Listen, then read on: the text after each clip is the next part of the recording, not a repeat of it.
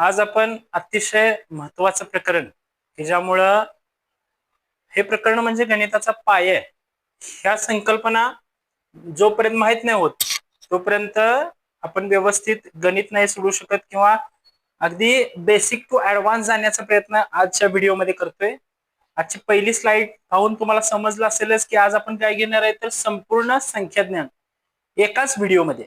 हा एक व्हिडिओ पाहिल्यानंतर ना तुम्हाला दुसरा कोणताही व्हिडिओ बघायची गरज नाही पडणार. या एका व्हिडिओमध्ये संख्याज्ञानामध्ये ज्या ज्या संकल्पना आहेत, जे जे उपघटक आहेत ते सगळ्याच्या सर्व काय होणार आहे आपल्या कव्हर होणार. आपण एक एक करून बघतोय की अगदी सगळ्या संकल्पना क्लिअर होतील. आता जसं जसं आपण शिकू तशा प्रकारे तुम्हाला काय होणार आहे ते लक्षात येणार आहे. आता पहिल्यांदा बघूया आपण संख्याज्ञान म्हणजे काय किंवा संख्याज्ञानामध्ये कोणकोणत्या गोष्टी समाविष्ट आहेत. मुलांना हेच माहित नसते की कुठून संख्याज्ञान सुरू होतंय आणि कुठं संपतंय. आणि संख्याज्ञान ही अशी संकल्पना आहे की ती माहित असल्याशिवाय आपण दुसऱ्या गोष्टी सोडवू नाही शकत आहे. लक्षात आले? कारण हा बेस आहे, याच्यावरच ऍडव्हान्स क्वेश्चन पेपर काय होतंय करत असतात, सेट होत असतोय त्या प्रकारे. आता बघूयात संपूर्ण संख्याज्ञान यामध्ये नेमकं काय काय घेणार आहे आपण. तर यामध्ये एकूण 16 उपघटक आहेत. बघा आता पहिला नैसर्गिक संख्या, नंतर पूर्ण संख्या. सिक्वेन्स लावतानाच अशा प्रकारे लावला गेलाय की तो एकमेकांमध्ये बसेल. ज्यावेळी आपण संकल्पना स्पष्ट करू त्यावेळी अगदी चांगल्या प्रकारे तुम्हाला ते समजेल आणि ते एका व्हिडिओमध्येच फक्त व्हिडिओ बघितल्यानंतरच हे सर्वच्या सर्व काही होईल, काय आपल्याला काय होईल पाठ होऊन जाईल किंवा समजून जाईल, त्याचं आकलन होईल. या सगळ्याच्या सगळ्या गोष्टी आहेत त्या होऊन जाईल. आता बघूया आपण उपघटकामध्ये काय काय येते. तर पहिल्यांदा येते नैसर्गिक संख्या, पूर्ण संख्या, पूर्णांक संख्या, परिमेय संख्या, अपरिमेय संख्या, वास्तव संख्या, समसंख्या, विषम संख्या, मूळ संख्या, संयुक्त संख्या, त्यानंतर ना जोडमूळ संख्या, सहमूळ संख्या, वर्ग संख्या, घन संख्या, त्रिकोणी संख्या आणि चौरस संख्या. हे संख्यांचे प्रकार आहेत, उपघटक म्हणू आपण त्यांना. हे ज्या विद्यार्थ्याला हे उपघटकाची म्हणजे आकलन आहे तो विद्यार्थी संख्याज्ञान किंवा याच्यावर अवलंबून असणारं कोणतंही म्हणजे क्वेश्चन आहे तो सोडणार नाही. अतिशय चांगल्या प्रकारे त्याला ते जमेल. कारण ज्याला हेच माहित नाही तो त्याचा प्रश्न नाही सोडवू शकत. बरोबर आहे? आता एका पाठोपाठ एक आपण सर्व संकल्पना बघूयात. यामध्ये पहिली होती नैसर्गिक संख्या, तीच पाहतोय आपण. मराठी आणि सेमी दोन्हींना पण उपयोगी पडेल, कारण मराठी बरोबरच इंग्रजी नावं त्यांची, तसेच त्याचं सिम्बॉलिझम म्हणजे त्याचं अक्षर काय लिहिलं जातंय हे सगळं बऱ्यापैकी कव्हर करण्याचा प्रयत्न केलाय. त्यामुळं दोन्ही विद्यार्थ्यांना या गोष्टींचा काय होणार आहे फायदा होणार नाही. तसाही स्पर्धा परीक्षेचा पेपर हा मराठीतच असतोय, त्यामुळं सेमीच्या कन्व्हर्जन किंवा समजून घ्यायला हे सोपं आहे, अतिशय सोपं आहे. बघूयात आता पहिली संकल्पना काय आहे. तर नैसर्गिक संख्या. नैसर्गिक संख्येला इंग्रजीमध्ये म्हणतोय आपण नॅचरल नंबर. काय म्हणतोय? Natural number. सिम्बॉलिझम आहे एन. कसं लिहितात नैसर्गिक संख्या? कशी लिहितात? कशात लिहितात? एन. बरोबर आहे. आता बघूया त्याच्यामध्ये नेमकं इन्क्लूड काय आहे. आता बघा साधी सोपी संकल्पना आहे नैसर्गिक संख्या. एक महत्वाचं नाव आपल्याला लक्षात येते, निसर्ग. बघा लहानपणापासून आपल्याला अंक मोजायला शिकवलेत, बरोबर आहे. आणि त्यानुसार आपण वस्तू मोजतो, कोणत्याही गोष्टीचं मोजमाप करू शकतो. का? तर आपल्याला अंक माहिती आहेत. बघा आता एखाद्या विद्यार्थ्याला आपण आता इथे उदाहरणं दिलेत त्यानुसारच बघूया. पहिल्यांदा बघा हे घरं दिलेत, पण किती दिलेत त्याची म्हणजे किती घरं दिलेत तर आपण ते मोजूयात.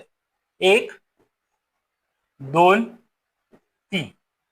खाली झाडं दिलेत, बघूया 1 2 3 4. बरोबर आहे.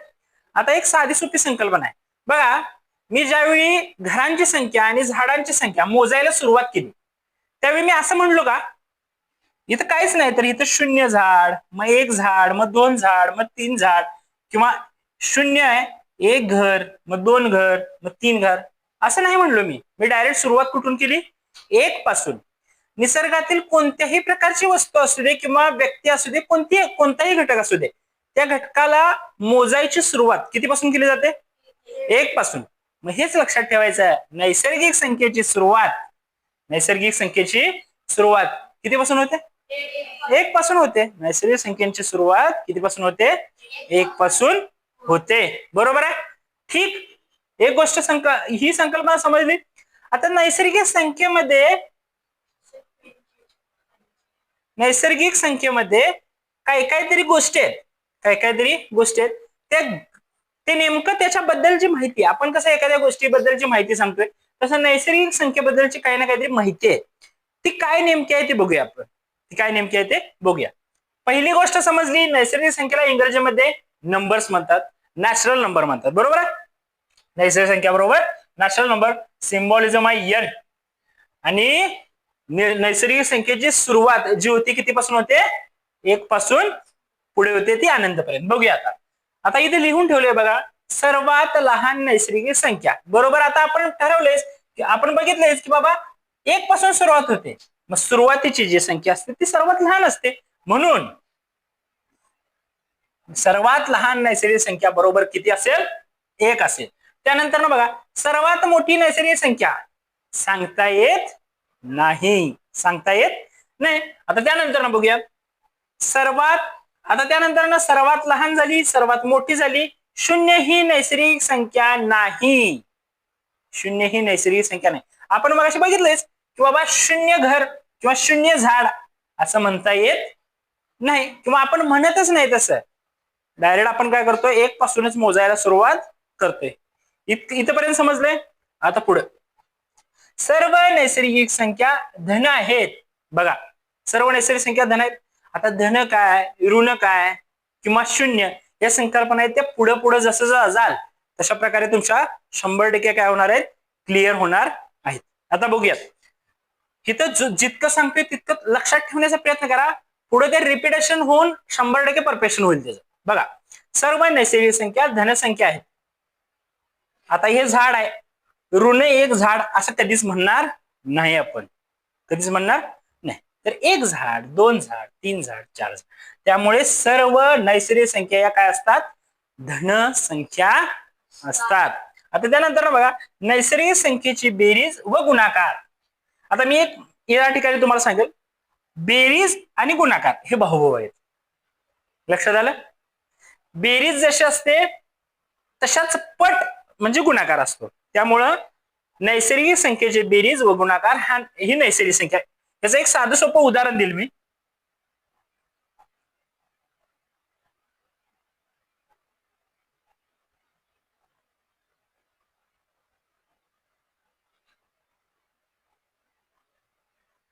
बघा, काय उदाहरण आहे मी देईल की बघा, 4 अधिक 4 बरोबर किती होईल? 8 होईल. किंवा 12 अधिक 12 एक सेकंड 12 अधिक 26 बरोबर किती होईल? 38 होईल. बरोबर आहे? म्हणजे काय झालं, नैसर्गिक संख्येमध्ये नैसर्गिक संख्या मिळवल्यानंतर नैसर्गिक संख्याच आली. आता साधं सोपं घेऊया, 5 गुणिले 4, 4 पंचा 20. म्हणजे नैसर्गिक संख्येमध्येच नैसर्गिक संख्यांचा गुणाकार केला तर त्याचं उत्तर काय होते? नैसर्गिक संख्याच येते. यावरून या गोष्टी काय होतात? स्पष्ट होतात. आता नेक्स्ट, या ठिकाणी नैसर्गिक संख्या क्लिअर झाली. बघा, महत्वाची गोष्ट काय, नैसर्गिक संख्येची सुरुवात 1 पासून होते. सर्वात मोठी नैसर्गिक संख्या सांगता येत नाही, ती अनंत असते. 0 ही नैसर्गिक संख्या नाही. आता नेक्स्ट, आता नैसर्गिक संख्येनंतर आहे पूर्ण संख्या. काय? पूर्ण संख्या. बघा, आपण 1 2 3 4 असं लिहित गेलो. कितीपर्यंत लिहित गेलो? 9 पर्यंत लिहित गेलो. 9 पर्यंत लिहित गेल्यानंतर ना काय होतंय? बघा, 9 पर्यंत लिहित गेलो. 10 लिहिताना आपल्याला शून्याची गरज भासते. 10 लिहिताना आपल्याला शून्याची गरज भासते. आता बघा इथे लिहूया आपण. शून्य नाही, शून्य नाही लिहिणार पहिल्यांदा. 1 2 3 4 5 6 7 8 9 आणि 10. ज्यावेळी 10 लिहितोय त्यावेळी शून्याची गरज भासते आणि शून्य असल्याशिवाय संख्या पूर्ण होत नाहीत किंवा अंकश्रेणी ज्याला म्हणतात किंवा संपूर्ण अंक किंवा संख्या ह्या पूर्ण होत नाहीत. त्यामुळं इथून इथपर्यंत नैसर्गिक संख्या किंवा इथून पुढे पर्यंत कितीही त्या सर्व नैसर्गिक संख्या आहेत, पण त्या पूर्ण कधी होतात ज्यावेळी त्या गटाला शून्याची जोड मिळते त्यावेळी. मग नैसर्गिक संख्येत आपण बघितले 1 पासून सुरू ज्यावेळी होते म्हणजे नैसर्गिक संख्येची सुरुवात कुठून होते 1 पासून होते आणि पूर्ण संख्येची सुरुवात कुठून होते 0 पासून होते. तुम्ही संख्या रेषा याच्या नंतरचा घटक आहे पूर्णांक संख्या, त्यावेळी ज्यावेळी संख्या रेषा बघाल त्यावेळी आणखी चांगल्या प्रकारे हे काय होईल क्लिअर होईल. आता बघा म्हणजे आपण लक्षात ठेवायचं की 0 व सर्व नैसर्गिक संख्या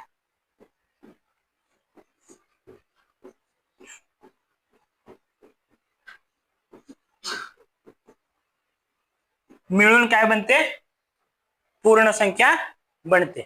पूर्ण संख्येला आपल्याला माहित आहे होल नंबर म्हणतात. सिम्बॉलिझम काय आहे त्याचं डब्ल्यू. नैसर्गिक संख्येचं काय होतं एन. शिकता शिकताच पाठ करून टाकायचंय सगळं आणि आकलन करायचंय ऑटोमॅटिक पाठ होऊन जाते. लक्षात आले. याच्याबद्दल थोडक्यात जी माहिती आहे ती बघूयात. सर्वात लहान पूर्ण संख्या किती असणार आहे 0, कारण शून्यापासूनच काय होणार आहे त्याची सुरुवात होणार आहे. नैसर्गिक संख्येत आणि पूर्ण संख्येत फरक काय आहे त्याच्यात इन्क्लूड काय आहे पूर्ण संख्येमध्ये 0 आहे. लक्षात येते. आता सर्वात मोठी पूर्ण संख्या कोण असेल नैसर्गिक संख्येसारखंच सांगता येऊ शकत नाही. आपण तिथं डायरेक्ट काय लिहूया अनंत. ओके अनंत लिहूया. त्यानंतर ना ऋण संख्या या पूर्ण संख्या नसतात. जसं की नैसर्गिक संख्या ऋण संख्या असतात, नैसर्गिक संख्या ऋण संख्या नसतात. नैसर्गिक संख्या पाठीमाग आपल्या स्लाइड मध्ये आपण शिकलोय बघा काय नैसर्गिक संख्या धन संख्या म्हणजे नैसर्गिक संख्या या काय असतात धन असतात. तसं पूर्ण संख्या सुद्धा काय असतात धनच असतात. पूर्ण संख्या काय असतात धनच असतात. आपण आतापर्यंत बघितलंय नैसर्गिक संख्या नॅचरल नंबर आणि पूर्ण संख्या होल नंबर. बघूया आता नेक्स्ट. आता पूर्णांक संख्या. पूर्णांक संख्येला इंग्रजीमध्ये म्हणतोय आपण इंटिजर्स. सिम्बॉलिझम आहे आय. लक्षात येते इतकं लक्षात येते ठीक. 2 गोष्टी बघितल्या. आता तिसऱ्या गोष्टीकडे आलोय आपण. पहिल्यांदा आपण बघूयात नाव पूर्णांक संख्या इंग्रजीमध्ये त्याला इंटिजर्स म्हणतात. सेमीच्या विद्यार्थ्यांच्यासाठी हे महत्वाचं आहे आणि मराठी मीडियमच्या विद्यार्थ्यांना समजून घेण्यासाठी किंवा आणखीन जास्त आपल्या ज्ञानात भर म्हणून इंग्रजी नाव सुद्धा लक्षात ठेवा. बरोबर आहे इंटिजर्स. आता या ठिकाणी सगळ्या संकल्पना क्लिअर होतील तुमच्या. सर्वात महत्वाचं आहे बघा एका भांड्यामध्ये एक जे भांड आहे त्याच्या आतलं भांड असं काहीतरी बनत जाते बघा. पहिल्यांदा पहिलं भांड होतं ते कुठलं होतं नैसर्गिक संख्येचं होतं. ते नैसर्गिक संख्या कोणामध्ये मावतील पूर्ण संख्येमध्ये मावतील आणि त्या दोन्ही कशात मावतील पूर्णांक संख्येमध्ये मावतील. दोन्ही कशात मावतील पूर्णांक. आता हे कशा मावतील ते बघूया. कशा मावतील ते बघूया. आता बघा ही संख्या रेषा तुम्ही सर्वांनी पाहिलेली आहे. आता या संख्या रेषेचा उपयोग इतका छान आणि महत्वाचा आहे. हे जर समजलं तर पूर्णांक संख्येची बेरीज वजाबाकी गुणाकार भागाकार सगळं समजणार आहे तुम्हाला. आणि जर हे नाही समजलं तर ते 100% आयुष्यभर डोक्याला ताप असल्यासारखंच वाटणार. कारण बेरीज कशी होते वजाबाकी बेरीज कशी होते ह्या ज्या गोष्टी आहेत त्या नंतरच्या आहेत. नेक्स्ट लेवलला गेल्यानंतर ते समजणार आहे. पण हे जर नाही समजलं ना तर ते पण नाही समजणार आहे कारण हे बेसिक आहे. आता बघूया बघा या ठिकाणी काहीतरी लिहिलंय. काय लिहिलंय बाबा तर इथं मध्ये 0 लिहिलंय. वरती काहीतरी संख्या रेषा काढली. या ठिकाणी उजवी बाजू लिहिलं. इकडल्या बाजूला डावी बाजू लिहिलं. मध्ये लिहिलंय शून्य, उजव्या बाजूला लिहिलंय उजवी बाजू म्हणजेच धन आणि डाव्या बाजूला डावी बाजू म्हणजेच ऋण. आणि तशा प्रकारे अंक सुद्धा समजतात बघा आपल्याला. बघा ज्या ठिकाणी धन लिहिले ना त्यांच्या समोर काहीही चिन्ह नाही, पण ऋण संख्यांच्या समोर काय आहे? चिन्ह आहेत. कोणतं चिन्ह आहे? वजा. म्हणजे ऋण म्हणजे काय असलं? ऋण म्हणजे काय असणार? वजा. बरोबर आहे. आणि धन, धन म्हणजे बेरीज.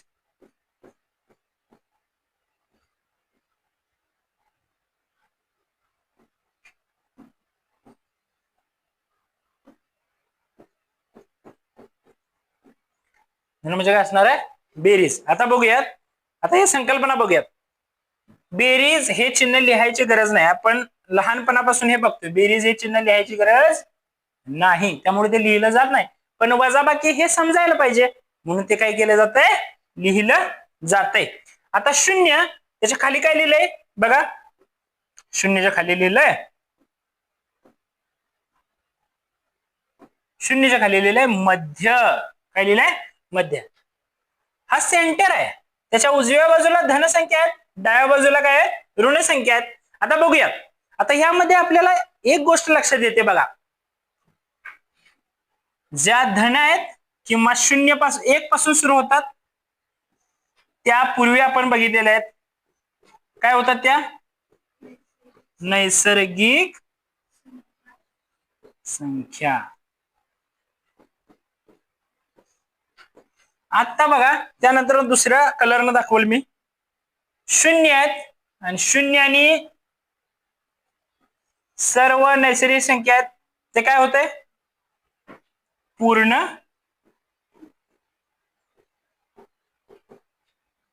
संख्या. आणि त्यानंतर ना आता आलेली काय? पूर्णांक संख्या. मग याची व्याख्या आपण कसं करू शकतोय? सर्व धन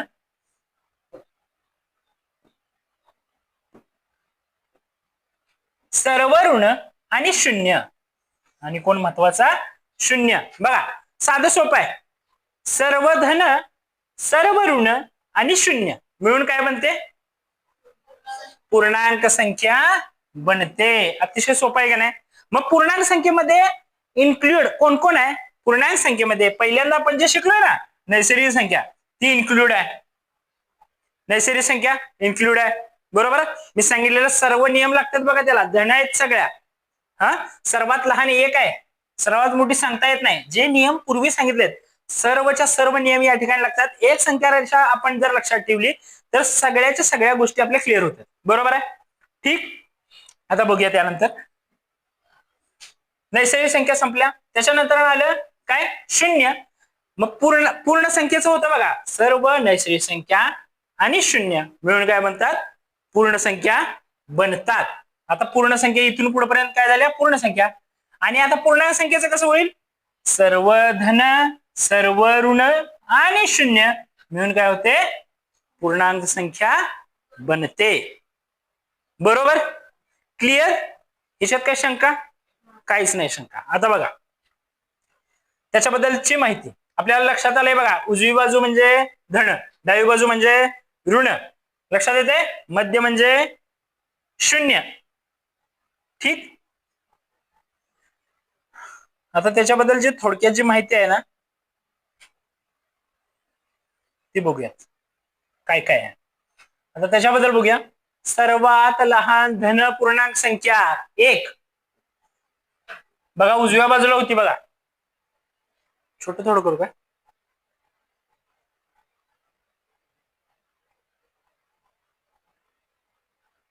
दिसते?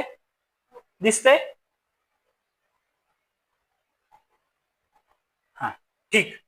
सर्वात लहान धन पूर्णांक संख्या बघा एक. ठीक. सर्वात लहान ऋण पूर्णांक संख्या सांगता येत नाही. कारण बघा तुम्हाला वाटेल वजा एक म्हणजे लहान नाही. वजा एक म्हणजे लहान नाही. तर वजा एक म्हणजे सर्वात मोठं. सर्वात मोठं ह्याला काय म्हणता येईल? आपण सांगता येत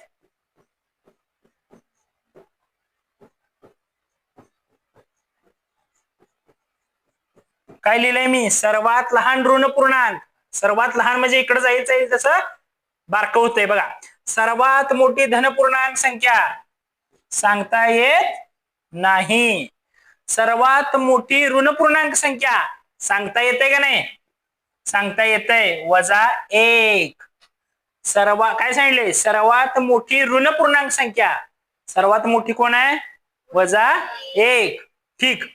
त्यानंतर 0 ही धनपूर्णांक पण नाही आणि ऋणपूर्णांक पण नाही, दोन्ही पण नाही. ह्याला कोणतंही चिन्ह नाही. हा सेंटर आहे. हा याच्यात पण नाही आणि त्याच्यात पण नाही. कोणत्याही पूर्णांक संख्येची बेरीज वजाबाकी गुणाकार म्हणजे कोणत्याही पूर्णांक संख्येमध्ये कोण कोण येते? धन, ऋण आणि 0 यांची बेरीज वजाबाकी गुणाकार पूर्णांक संख्याच असतो.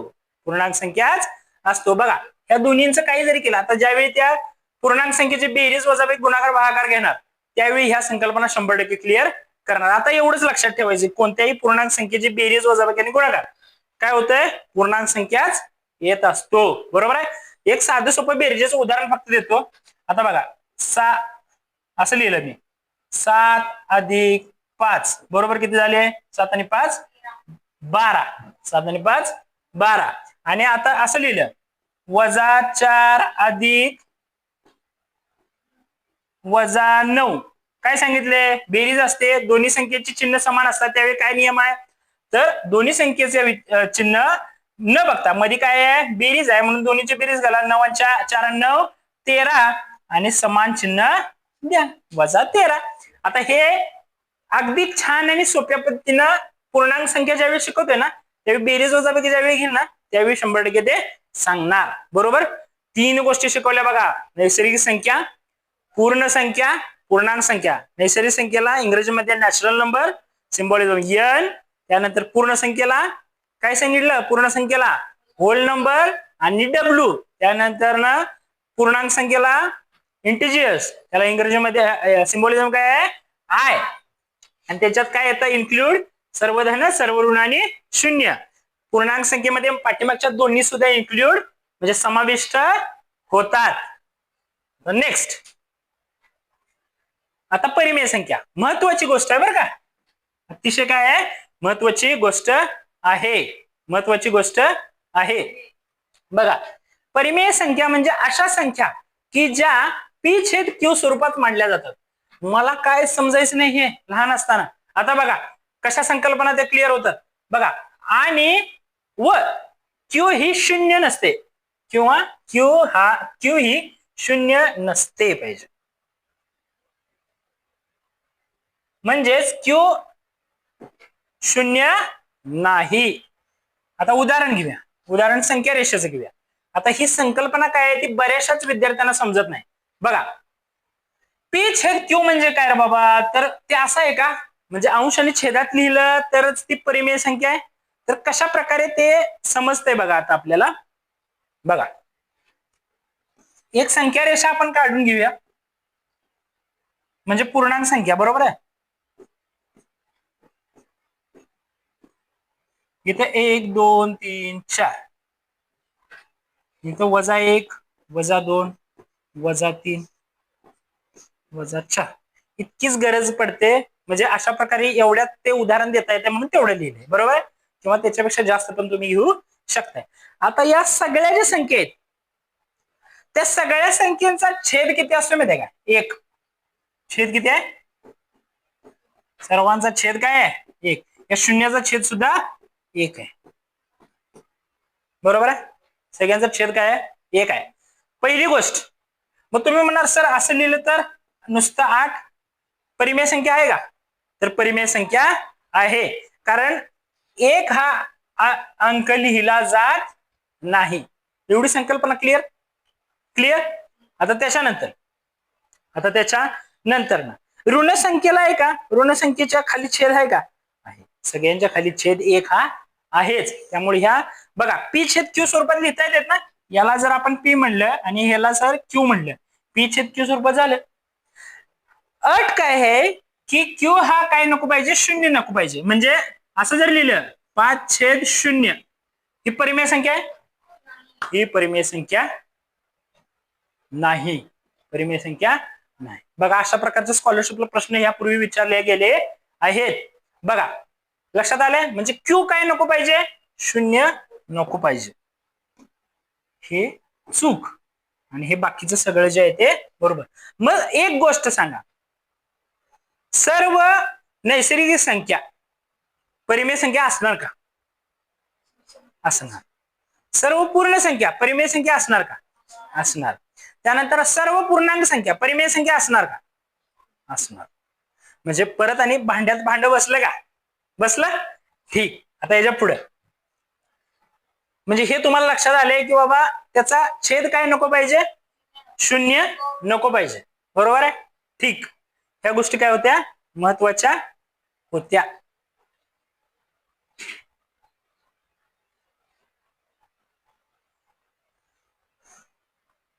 हे बऱ्यापैकी लोकांना समजत नाही, आणि हे जर माहित नसलं तर आपल्याला नंतर बेरीज वजावे की ह्याचे विचारल्यानंतर ना बेरीज वजावे की आपल्याला करता येत नाही. त्यामुळे ह्या गोष्टी 100% काय करायला पाहिजेत, लक्षात ठेवायला पाहिजेत. बघा नेक्स्ट, आता बघूयात परिमेय संख्या, त्याचाच भाऊ अपरिमेय संख्या. बघा ज्या संख्या परिमेय संख्या नाही त्या सर्व संख्या अपरिमेय संख्या असतात. ज्या संख्येचे दशांश रूप अखंड असते, महत्वाचा शब्द आहे, पण आवर्ती नसते, त्या सर्वांना काय म्हणतो आपण, परिमेय संख्या म्हणतात. पूर्ण वर्ग नसलेल्या संख्यांची वर्गमुळे अपरिमेय संख्या असतात. आता हे म्हणजे काय, तर आता बघा वर्ग संख्या आपल्याला माहिती आहेत, म्हणजे 2चा वर्ग आहे, 3चा वर्ग आहे, 4चा वर्ग असं म्हणतो की नाही आपण. त्यामध्ये अशा संख्या आहेत बघा की त्या संख्यांचा वर्ग मूळ नाही निघत. वर्ग काय निघत नाही, मूळ. आता बघूया आपण ते, आता इथे खाली दिले.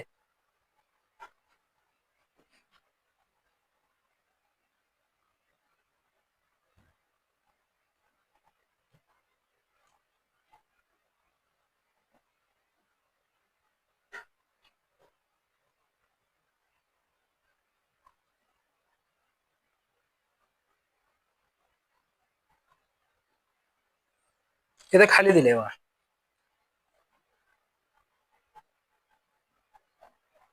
वर्गमुळात 2 जर या संख्येचा भागाकार केला तर 1.414213 थांबतच नाही. लक्षात आले. इथे लिहिलंय बघा अखंड. वर्गमुळात 3च पण तसंच आणि वर्गमूळ 5 पण तसंच, मुळात 5 पण तसंच. लक्षात येते. अपरिमेय संख्या समजली. काय म्हणतोय इंग्रजीत त्याला, इररॅशनल नंबर. काय म्हणतोय, इररॅशनल नंबर. ज्या संख्या परिमेय संख्या नाहीत. आता 5 अपरिमेय असेल किंवा 5 नुसतं 5, वर्गमुळात 5 नाही, नुसतं 5 अपरिमेय असेल नसेल, कारण त्याचा छेद किती आहे, 1 आहे, आणि 1 छेद असल्यामुळे ते कशात जाईल, परिमेय संख्येमध्ये जाईल. पण वर्गमुळात 5 किंवा वर्गमुळात 3 लिहिलं, वर्गमुळात 2 लिहिलं तर ते काय होणार आहे, अपरिमेय संख्या असणार आहे. छोट होत नाही.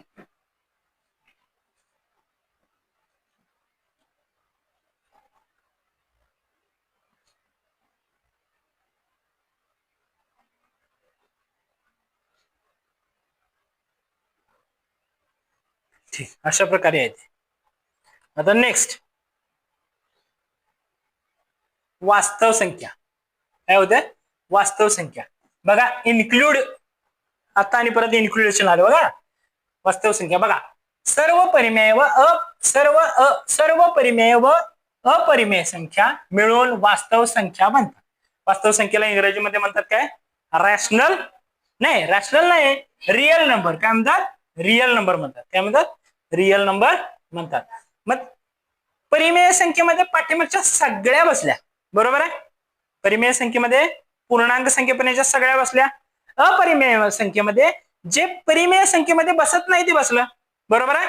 म्हणजे परिमेय संख्या आणि अपरिमेय संख्या दोन्ही संख्येमध्ये सगळे अंक संपले का नाही, आणि ते दोन्ही इन्क्लूड कशात आहे, वास्तव संख्येमध्ये आहे. म्हणजे सर्व अपरिमेय मिळून काय म्हणतात, वास्तव संख्या बनतात. सर्व वास्तव संख्या संख्या रेषेवर दाखवता येतात. म्हणजे बघा, मी जी संख्या रेषा सांगितली आहे ती अतिशय काय आहे,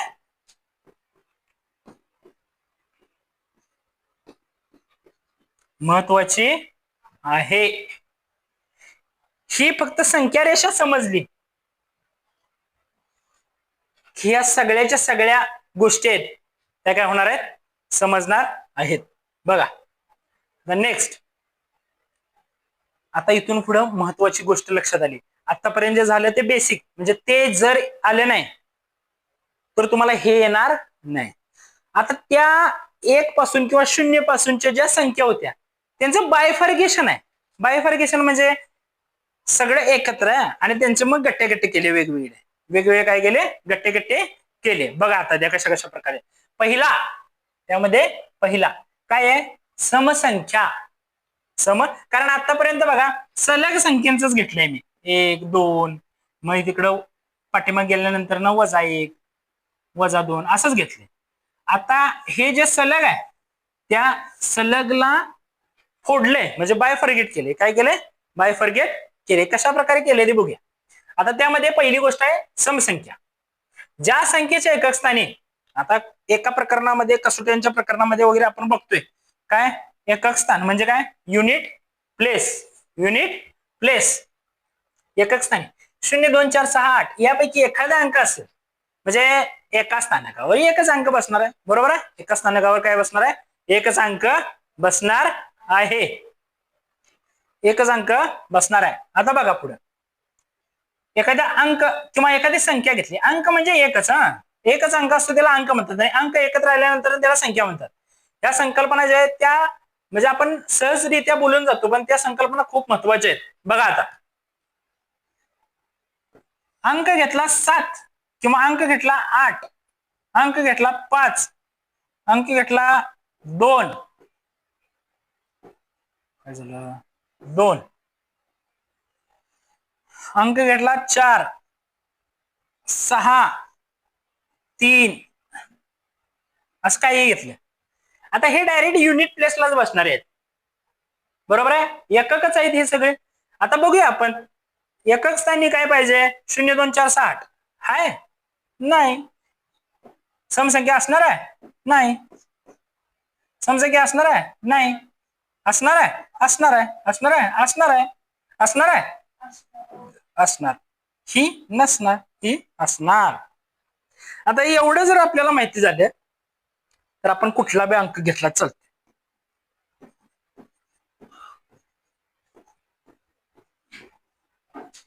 रँडम अंक घेऊया.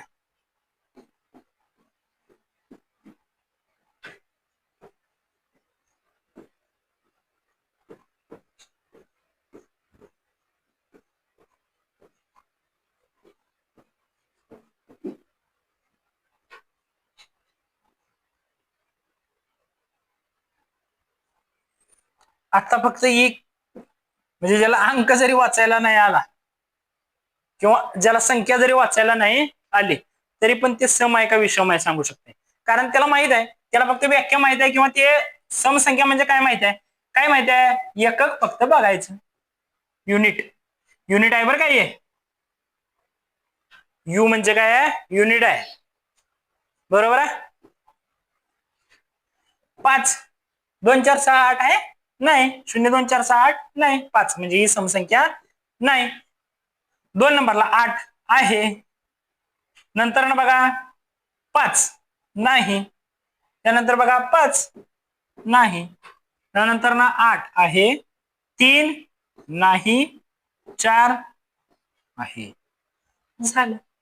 एखाद्या विद्यार्थ्याला संख्या वाचायला येत नाही पण तरी पण तो समसंख्या आहे का विषम संख्या आहे सांगू शकतोय. संख्या न वाचा येणं हे चूकच आहे, संख्या वाचायला यायला पाहिजे. कारण आपण स्कॉलरशिप जर करत असलो तर संख्या 100% काय करायला पाहिजे, समजायला पाहिजे, त्याशिवाय गणित सोडता येणार नाही. पण तरी पण एखाद्याला समसंख्या आणि विषम संख्या शोधायचं आहे तर ते 100% अशा प्रकारे काय करू शकते, शोधू शकते. बरोबर आहे. आता बघा, समसंख्या 100% समजली, इंग्रजीमध्ये त्याला काय म्हणतोय, इवन नंबर म्हणतोय. काय समसंख्येची व्याख्या आहे? एकक स्थानी 0 2 4 6 8. शब्द एकच लक्षात यो आणि संख्या लक्षात या. बरोबर आहे. नेक्स्ट विषम संख्या. काय विषम संख्या? हे भाऊ भाऊ आहेत दोघं. कोण? समसंख्या आणि विषम संख्या. समसंख्या बघा ते बायफार्केट पण करून दाखवू शकतो मी तुम्हाला. 1 2 3 4 5 6 7 8 9. एक इकडल्या गटात, इकडल्या गटात, इकडल्या गटात, इकडल्या गटात, असं करत जायचं. झालं. जे इकडल्या गटात ह्या गटात आलेत ते कोण असणार आहेत आणि ह्या गटात आलेत ते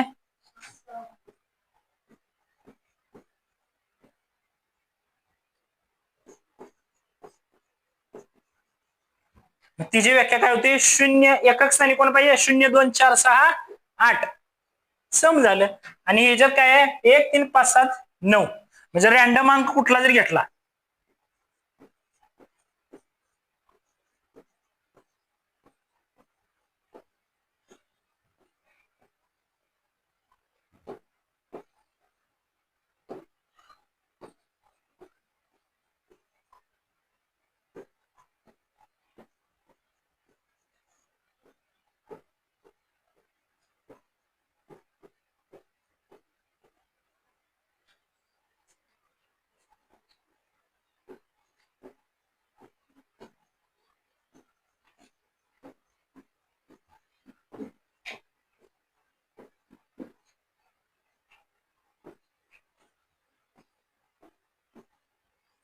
असं काही घेतलं मी तर यातलं पटकन तुम्ही आता बायफ्रिकेट करू शकताय. संपन आणि काय विषमपण. लगेच पटकन करूया. याच्या समोर लिहूयाच. काय आहे? काय असणार आहे? 5 आहे. कुठल्या गटात आहे? विषम. बरोबर काय? 2 आहे. कुठल्या गटात आहे? सम.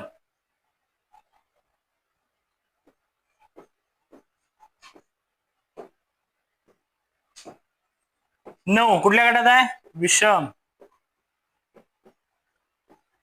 9 सेमच अंक आला बघा. विषम. 9 विषम.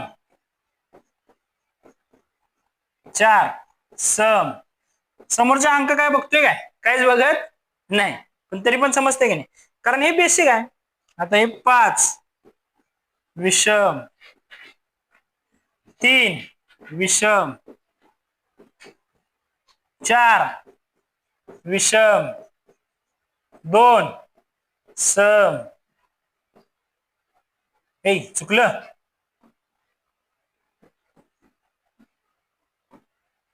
4 सम, 2 सम. हे काय झालं? सम. ओके. गाडी ट्रॅकवरनं खाली येऊ द्यायची नाही. ठीक. आता लक्षात येतं हे सगळं. सम विषम म्हणजे ज्या विद्यार्थ्याला संख्या वाचा येत नाही पण तो पण आपल्याला सम विषम सांगू शकतोय का नाही? सांगू शकतोय. कारण कुठल्या पण पोराला 0 पासून 9 पर्यंत तरी अंक माहितीच असतात. फक्त त्याचा गट माहित पाहिजे. 1 3 5 7 9 हा गट कुठला आहे? विषमचा गट आहे. 0 2 4 6 8 हा कुठला गट आहे? समचा गट आहे. बरोबर आहे का चूक आहे? बरोबर आहे. Even odd clear. हा आपण पूर्णांक संख्येमध्येच बायफार्केट करायला लागलोय. बरोबर आहे ना? बरोबर. ठीक. नेक्स्ट आता मूळ संख्या. बघा लहानपणापासून एक गोष्ट लक्षात येते आपल्याला भागाकार शिकवलं. भागाकार काय शिकवलं? बघा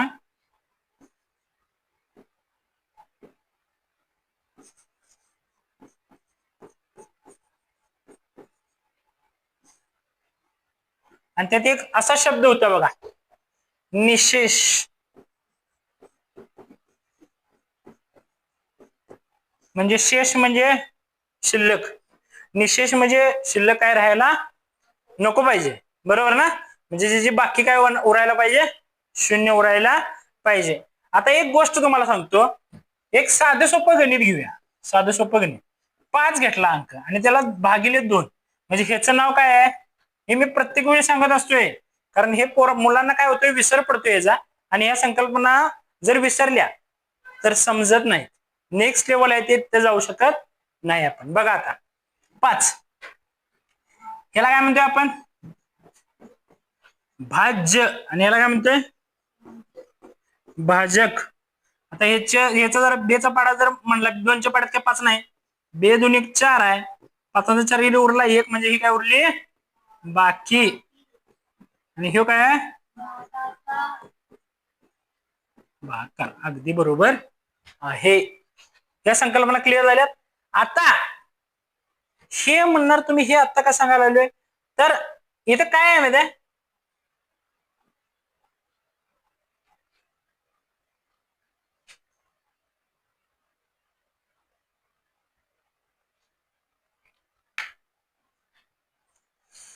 हे लक्षात ठेवा, ज्याचा पूर्ण भाग जातोय, ज्याचा पूर्ण भाग जातोय म्हणजे बाकी इथं किती उरायला पाहिजे होती, 0 उरायला पाहिजे होती. म्हणजे जर मी या ठिकाणी जर असं घेतलं असतं, काय झालं,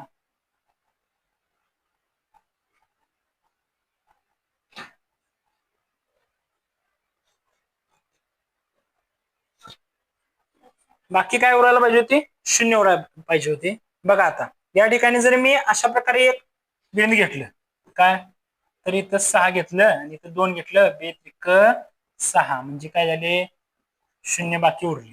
ह्याला म्हणायचं निशेष भाग जाणे. मग निशेष भागाचा आणि विभाज्याचा काय संबंध आहे, किंवा विभाज्यतेच्या कसोटींचा, किंवा हे जे काय म्हणतोय आपण मूळ संख्येचा काय उपयोग संबंध आहे, तर बघा हे जे अंक आहेत, हे अंक 6 हा अंक 2च्या पाड्यात आहे म्हणून त्याला भाग गेला, पण हे जे अंक आहेत हे कोणत्याही पाड्यात नसतात, कोणत्याही पाड्यात काय होतात, नसतात.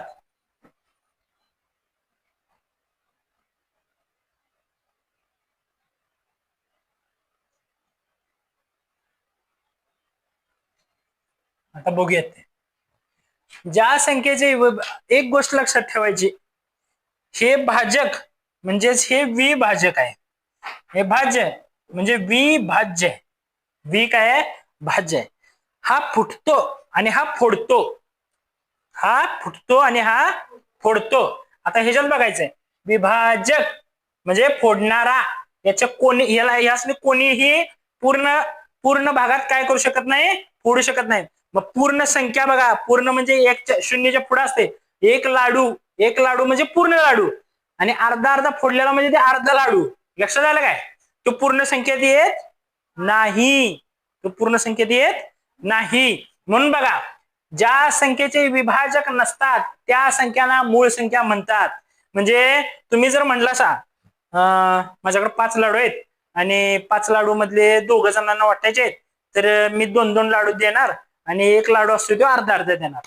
तर 2 2 लाडू देणं हे योग्य आहे, पण तो अर्धा अर्धा देणं योग्य नाही. म्हणजे ती पूर्ण संख्या होत नाही, ती एकापेक्षा लहान होती की नाही, म्हणजे ती पूर्ण संख्या होत नाही. आता तशाच प्रकारे या ठिकाणी मूळ संख्या जे आहेत, मूळ संख्येचं पूर्ण पूर्ण भाग जात नाही. बघा आता साधी सोपी संकल्पना म्हणजे काय, तर त्या पाड्यात नसतात.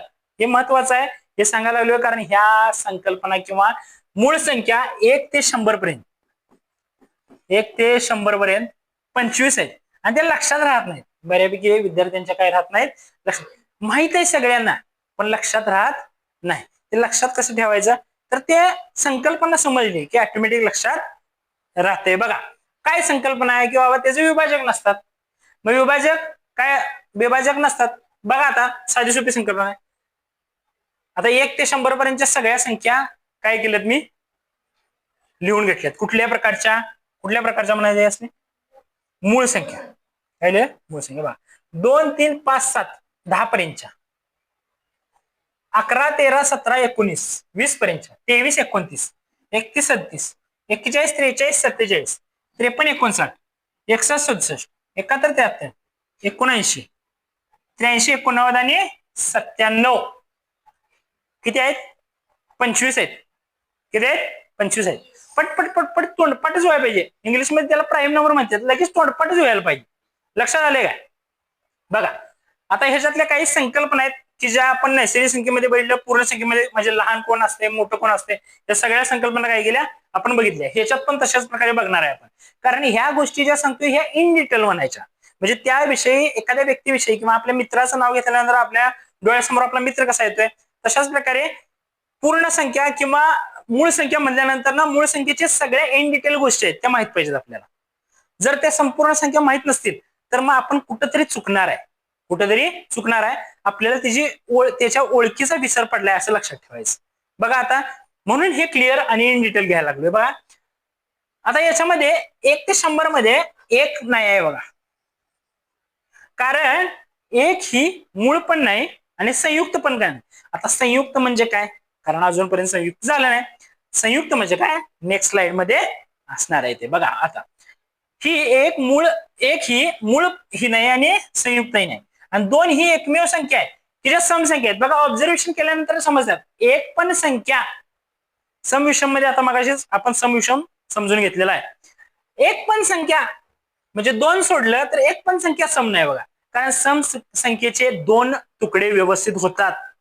बरोबर आहे, म्हणजे 4 जर लाडू असतील तर 2-2 लाडू आपण व्यवस्थित वाटून देऊ शकतो पूर्ण. बरोबर आहे ना, बरोबर का नाही.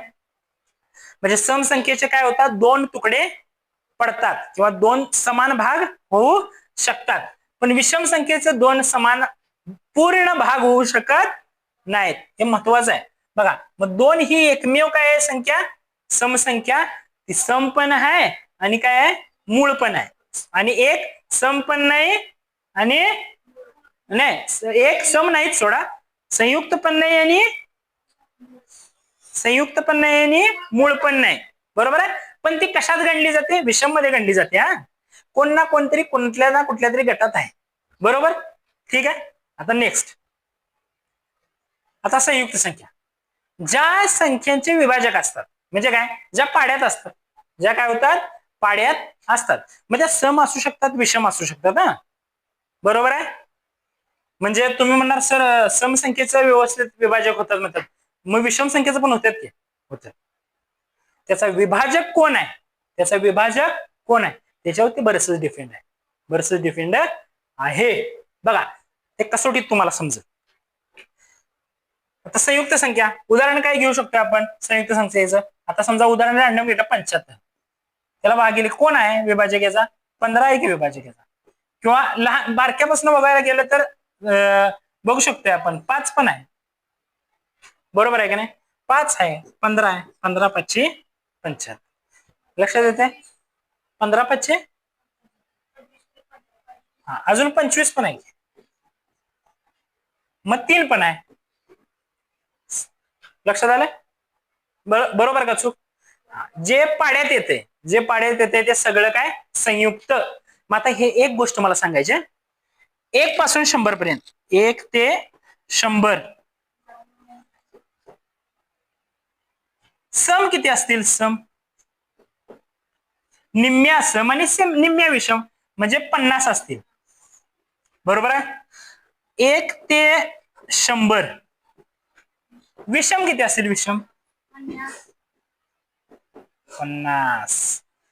1 ते 100 मूळ किती असतील, मूळ, आणि 1 ते 100 संयुक्त किती असतील, किती असतील, किती असतील 74. याचं कारण काय रे, 74 आणि 25 99, आणि एक संयुक्त पण नाही आणि मूळ पण नाही, त्याला धरून काय होणार आहे 100 होणार आहेत. 100% क्लिअर झालाय बा, 100% क्लिअर.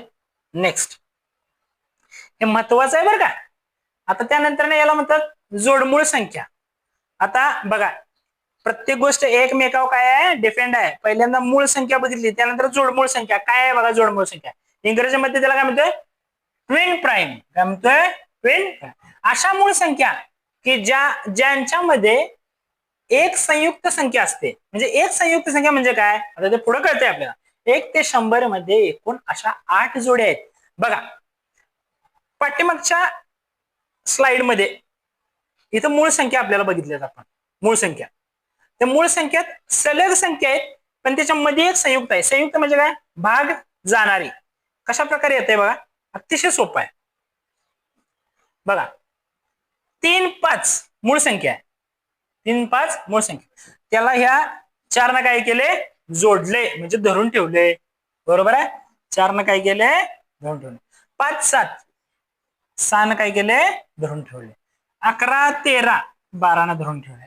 17 19 18 न धरून ठेवले. 71 73 72 न धरून ठेवले. 59 61 60 न धरून ठेवले. 41 43 29 31 30 न धरून ठेवले. लक्षात येते? म्हणजे 2 मूळ संख्या आहेत सलग, त्याच्यामध्ये एक संयुक्त संख्या. आता पुढे बघा, इथं पाठीमागे आपण मूळ संख्या बघितलेल्या आहेत. इथं असंच केलंय बघा, हे 2 आणि 3 ह्याच्यामध्ये काय आहे? 4 असं आहे ते. आता 11 आणि 17 मूळ जोडमूळ आहे काय? नाही, कारण ह्याच्यामध्ये भरपूर अंक आहेत किंवा भरपूर काय आहेत? संख्या आहेत. ह्याच्यामध्ये काय आहे? भरपूर काय आहेत? संख्या आहेत. आता 71 73 मध्ये बरोबर 72 आहे ना. अशा प्रकारे ज्या जोडल्या आहेत त्याला काय म्हणायचं? आपण काय म्हणतो त्याला? जोडमूळ संख्या, म्हणजे ट्विन प्राईम असं म्हणतो. आता पुढे सहमूळ संख्या. आता ही संकल्पना काय आहे बघा. संयुक्त संख्या आणि सहमूळ संख्येमध्ये मुलं जास्त काय होतात? कन्फ्युज होतात. आता संयुक्त संख्या तुम्हाला 100% समजले की आपण काय, संयुक्त संख्या म्हणजे काय?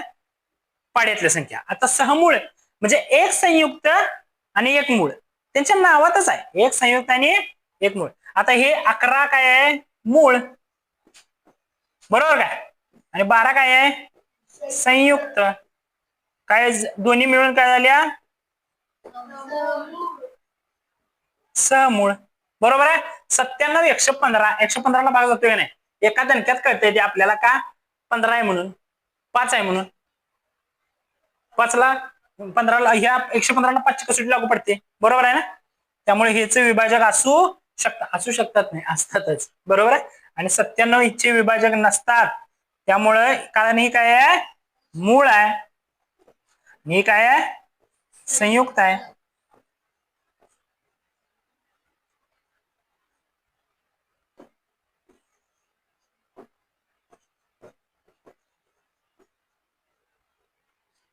तेवीस 45 23 मूळ आहे, 45 संयुक्त आहे. लक्षात आले? सहमूळ जोडमूळ वेगळं, सहमूळ वेगळं. लक्षात आले? जोडमूळ मध्ये काय असते? 2 मूळ संख्या आणि त्याच्यामध्ये एक कोण असते? जोडणारी संयुक्त संख्या, त्यासने धरून ठेवणारी संयुक्त संख्या. आणि सहमूळ मध्ये काय असते? एक मूळ संख्या आणि दुसरी संयुक्त संख्या. ठीक, क्लिअर? क्लिअर. वर्ग संख्या सगळेजण तुमच्याकडनं पाठ करून घेतात बघा. ते म्हणजे काय? 1 चा वर्ग 1, 2 चा वर्ग 4, 3 चा वर्ग 9. ते म्हणजे हेच वर्ग संख्या, स्क्वेअर नंबर्स. आता बघा, स्क्वेअर नंबर्स बघा, दिलेल्या संख्येला त्याच संख्येने गुणणे किंवा एका संख्येचा 2 वेळा गुणाकार म्हणजेच काय आहे? वर्ग संख्या. बघा आता 5 चा वर्ग लिहिलाय, 5 गुणिले 5 बरोबर 25. आता ही संकल्पना काय आहे ही थोडक्यात सांगतो बघा. हे खाली जे लिहिलंय ते पाय आहे आणि वर जे लिहिलंय ते काय आहे? घातांक आहे. साधी सोपी संकल्पना, म्हणजे अगदी 2री 3रीच्या पोरांना मी शिकवलेलं आहे. त्या मुलांनी छान गाणं शिकलेत. ते बघा काय गाणं आहे ते. जर असं लिहिलं मी 5 च्या वरती डोक्यावर काय लिहिलंय? 2 लिहिलंय, तर म्हणतो 5 म्हणतो डोक्यावरच्या 2 ला माझा तुझ्या एवढा गुणाकार कर. असे केल्यानंतर उत्तर येतं 5 गुणिले 5 बरोबर 25. छान आहे की नाही? 5 म्हणतो डोक्यावरच्या 2 ला माझा तुझ्या एवढा गुणाकार कर, असे केल्यानंतर उत्तर येते 5 गुणिले 5 बरोबर 25. छान आहे ना? आता पडा नेक्स्ट. हे लक्षात आलं तुमच्या? स्क्वेअर नंबर म्हणजे त्या संख्येचा किती वेळा गुणाकार करायचा? 2 वेळा गुणाकार. किती वेळा? 2 वेळा गुणाकार. मग काय होणार आहे? त्याचा वर्ग होणार आहे. आता पुढे घनसंख्या, क्यूब नंबर. दिलेल्या संख्येचा 3 वेळा गुणाकार. पाठीमागच्या संकल्पनेत काय केलं? 2 वेळा गुणाकार. आता किती गेला? 3 वेळा गुणाकार. मग कसं होणार आहे? 4 म्हणतो डोक्यावरच्या 3ला, माझा तुझ्या एवढा गुणाकार कर. असे केल्यानंतर उत्तर येते 4 गुणिले 4 गुणिले 4 बरोबर 4 चोक 16, 16 चोक 64. उत्तर काय येत आहे 64. म्हणजे किती वेळा गुणाकार 3 वेळा गुणाकार. मग अशा प्रकारे याचं नाव तुम्ही लक्षात ठेवायचं आहे पाया. चूक याचं नाव काय आहे चुकलो. ह्याचं नाव आहे पाया, वरचं नाव आहे घातांक. म्हणजे पायाचा घातांक एवढा काय करायचा असतो गुणाकार करायचा असतो. ठीक. त्यानंतर ना बघूया त्रिकोणी संख्या. सारखं विसरतोय बघा या आपण त्रिकोणी संख्या. आता काय आहे ते बघूया. त्याला इंग्रजीमध्ये म्हणतोय आपण काय ट्रँग्युलर नंबर. त्रिकोणी म्हणजे त्रिकोण. 3 डॉटच्या संकल्पनेत जे अंक लिहिता येतात त्याला त्रिकोणी संख्या म्हणायचे. बघा आता कसं ते एक टिंब लिहिली, दुसरी तिसरी, इथे त्रिकोण तयार होतोय. हे 1 हे 3. त्यानंतर बघा इथे एक दिला, इथे एक दिला आणि इथे एक दिला. 4 5 6.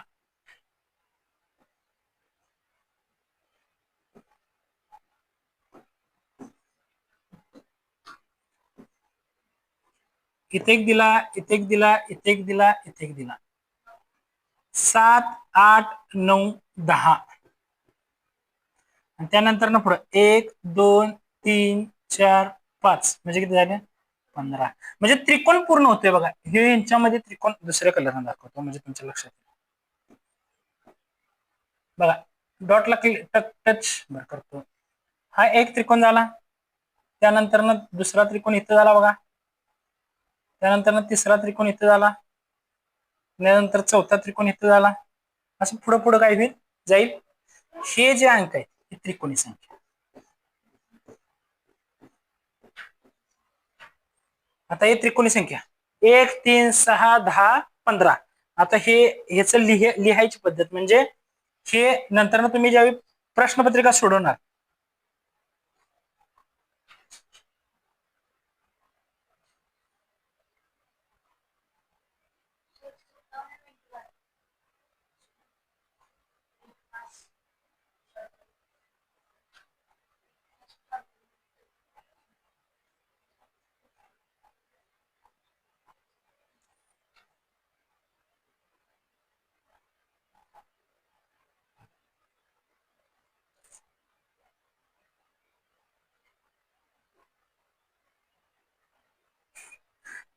ठीक आहे. इथे पुढे घेतो मी टी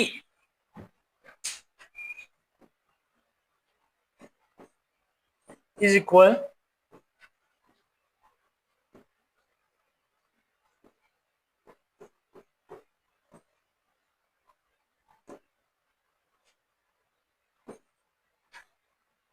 टी म्हणजे ट्रँग्युलर नंबर. टी म्हणजे काय ट्रँग्युलर नंबर. आता बघा टी म्हणजे ट्रँग्युलर नंबर कशा प्रकारे काढायचे एन. एन म्हणजे एन कोणाचं नाव होतं रे. एन कोणाचं नाव होतं नैसर्गिक संख्येचं नाव एन होतं. म्हणजे कोणतीही नैसर्गिक संख्या जर दिली तर नैसर्गिक संख्या अधिक नैसर्गिक संख्या अधिक 1 भागिले 2. लक्षात येतंय. लक्षात येते का लक्षात येतंय का. ठीक. क्लोज कर.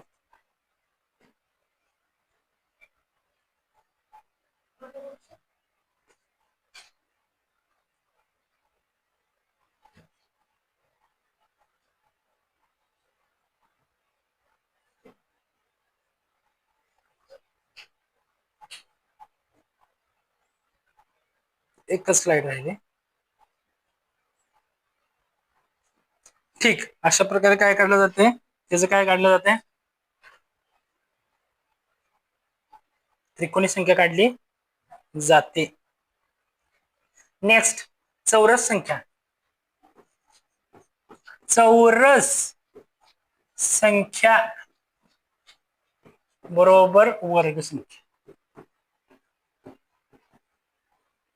म्हणजे काय चौरस संख्या म्हणजे हे पण ठिपक्यांच्या स्वरूपात 1 2 3 4 कळलं? इथं 3 झाल्या तर इथं पण 1 2 3. इथं जर 4 झाल्या तर इथं 4 1 2 3 1.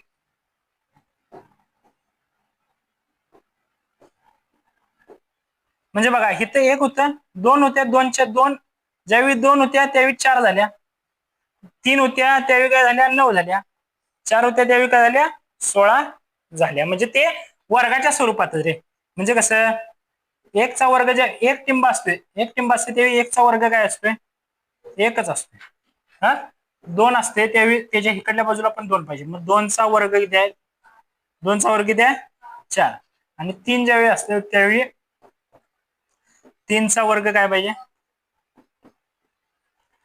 4. ज्यावेळी होणार त्यावेळी इकडे पण 4 पाहिजे.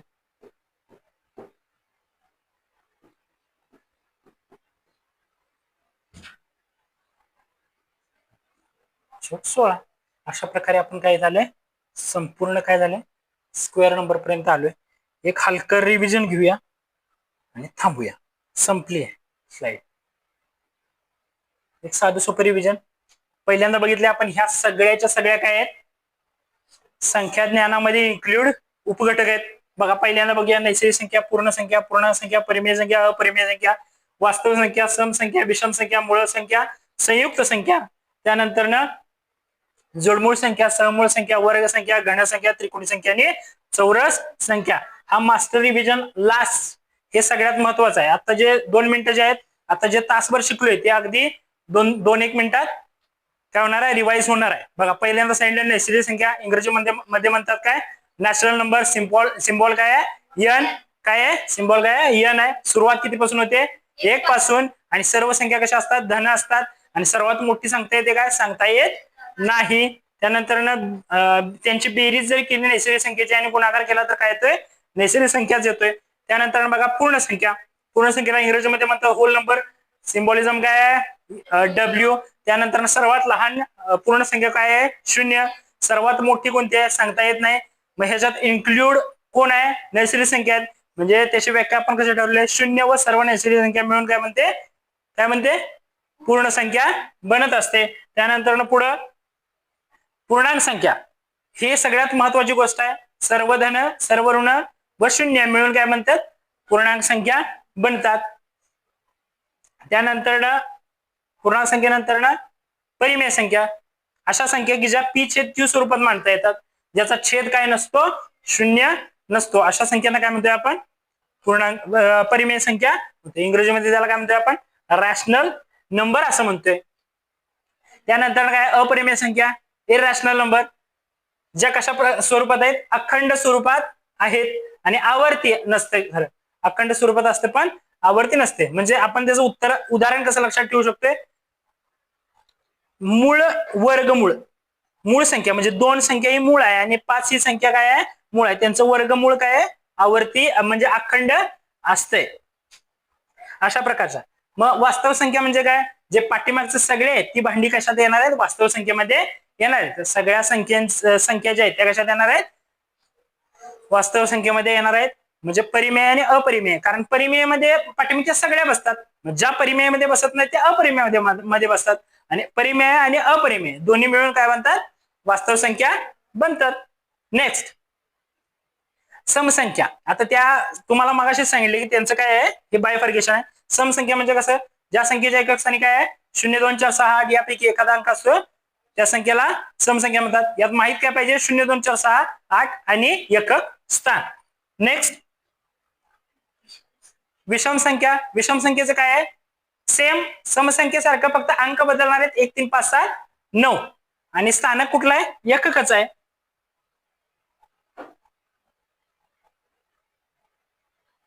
नेक्स्ट वन काय आहे, मूळ संख्या. मूळ संख्या इंग्रजीमध्ये त्याला काय म्हणतात, प्राईम नंबर. आणि त्याचं महत्वाची गोष्ट काय आहे की त्याचे विभाजक नसतात. त्याचे विभाजक नसतात म्हणजेच काय, ते पाड्यात नसतं. यात महत्वाची गोष्ट काय लक्षात ठेवायची, एक सम सुद्धा नाही आणि नाही सम नाही, काय आहे, एक ही मूळ सुद्धा नाही आणि संयुक्त सुद्धा नाही. 2 एकमेव अशी संख्या की जी मूळ आहे आणि सम आहे. आणि बाकीच्या सगळ्या कोण काय आहेत, विषम संख्या आहेत. बरोबर. त्यानंतर ना पुढे संयुक्त संख्या, कंपोझाइट नंबर. त्यानंतर ना या संख्येचं युक्त संख्येचं काय आहे, संयुक्त संख्या म्हणजे ज्या संख्या काय असतात, पाड्यात असतात. पाड्यात असतात म्हणजे काय, त्यांचं काय असतं, विभाजक असतात. बरोबर. त्यानंतर ना हे आपण बायफर्गेशन त्याचं बघितलंय. 1 ते 100 मध्ये सम 50, विषम 50, मूळ 25 आणि संयुक्त 74. कारण एक ही सम पण आहे आणि एक ही मूळ पण नाही आणि संयुक्त पण नाही. आता जोडमूळ संख्या. जोडमूळ संख्या म्हणजे काय सांगितलं आपण, अशा मूळ संख्या की त्यांच्या दोन्ही मूळ संख्ये, सलग मूळ संख्येच्या मध्ये काय आहे, एक संयुक्त संख्या आहे आणि त्या संयुक्त संख्येनं काय केले, त्यांना पकडले. अशांना काय म्हणतोय आपण, जोडमूळ संख्या म्हणतोय. आता सहमूळ संख्या. सहमूळ संख्या म्हणजे एक संख्या संयुक्त आणि एक संख्या काय, मूळ, त्या मिळून काय होतात, सहमूळ संख्यांची जोडी बनत असते. आता वर्ग संख्या सांगितले, त्या संख्येला त्या संख्येला गुणन म्हणजे काय, वर्ग संख्या. किती वेळा, 2 वेळा. बरोबर आहे. हे काय होतंय, वर्ग संख्या. यात सांगितले तुम्हाला पायाने घातांक आणि गाणं सुद्धा सांगितले. ते 5 म्हणतो डोक्यावरच्या 2ला माझा तुझ्या एवढा काय कर, गुणाकार कर. त्यानंतर घनसंख्या. जसं वर्ग संख्या तशाच प्रकारे कोणती संख्या, घनसंख्या. आणि घनसंख्येमध्ये काय करायला पाहिजे, 3 वेळा गुणाकार करायला. दिलेल्या संख्येचा काय, 3 वेळा गुणाकार करायला. त्यांचा घातांक किती असतो, 3 असतो. त्यानंतर त्रिकोणी संख्या. असे डॉट्स की ज्याच्यात काय बनतो, त्रिकोण बनत असतो. बघा या ठिकाणी आपण सगळं विस्तृतपणे घेतलेलं आहे. त्याला इंग्रजीमध्ये काय म्हणतोय आपण, ट्रायंग्युलर नंबर म्हणतोय. त्या संख्या काढण्याचं सूत्र काय, टी म्हणजे triangular number is equal to काय आहे ते, त्यानंतर n कंसात n अधिक 2 भागिले n कंसात n अधिक 1 भागिले 2. अशा प्रकारे. त्यानंतर पुढे बघूया चौरस संख्या. जसं वर्ग संख्या तशाच प्रकारे चौरस संख्या. फक्त त्रिकोणी संख्येमध्ये काय करतोय आपण, 3 डॉट जुळवतोय आणि त्रिकोण झाला पाहिजे. चौरस संख्येमध्ये 4 डॉट जुळवून काय झाला पाहिजे, चौरस झाला पाहिजे. बघा प्रत्येक ठिकाणी चौरस होतोच. लक्षात येते. अशा प्रकारे आपण काय केलेलं आहे, संपूर्ण संख्याज्ञान. संख्याज्ञान म्हणजे काय, त्यामध्ये इन्क्लूड कोणकोणत्या प्रकारच्या म्हणजे अंकांचं स्वरूप आणि त्यामध्ये कशा कशा प्रकारे संख्या एकमेकात मिसळत जातात किंवा प्रत्येक गट कसा दुसऱ्या गटामध्ये मिसळत जातो, या सगळ्या गोष्टी काय बघितलेल्या. एवढे एका व्हिडिओचं रिव्हिजन केल्यानंतर, फक्त हा व्हिडिओ परत परत बघून रिव्हिजन केल्यानंतर ना तुम्हाला संख्या ज्ञानाचं दुसरं कोणताही व्हिडिओ बघायची गरज पडणार नाही. 100% व्यवस्थित होईल ते. ठीक आहे.